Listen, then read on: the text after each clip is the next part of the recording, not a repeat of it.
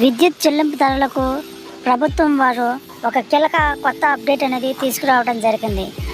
ఆ అప్డేట్ ఏంటంటే, మీరు ఫోన్పే, గూగుల్ పే, పేటిఎం అలాంటి వాటి వల్ల యాప్స్ ద్వారా మీరు విద్యుత్ బిల్లు చెల్లిస్తున్నారా?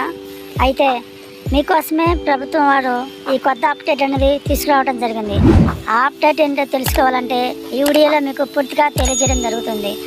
అంతకన్నా ముందు చెప్పేది ఏంటంటే, మన వీడియోని లైక్ చేసి, షేర్ చేసి, సబ్స్క్రైబ్ చేయడం వల్ల ఇలాంటి ప్రభుత్వం నుంచి వచ్చే ఏ విధమైన నోటిఫికేషన్లు కానీ, కొత్త కొత్త విషయాలు కానీ మీకు ఫోన్లోనే ఎప్పటికప్పుడు తెలుస్తుంది.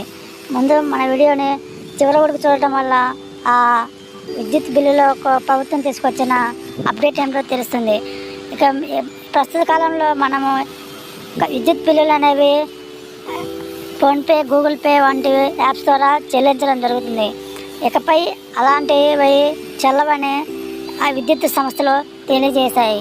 ఇకపై మనం విద్యుత్ బిల్లులు చెల్లించాలంటే కంపల్సరీగా విద్యుత్ సేవా కేంద్రాలకు వెళ్ళి విద్యుత్ చెల్లింపులు అనేది చెల్లించాలి.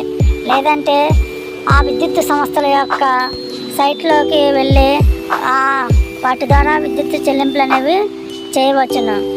కాబట్టి ఇకపై ఫోన్పే, గూగుల్ పే, పేటిఎం యాప్స్లో కరెంటు బిల్లులు అనేవి కట్టించుకోవడం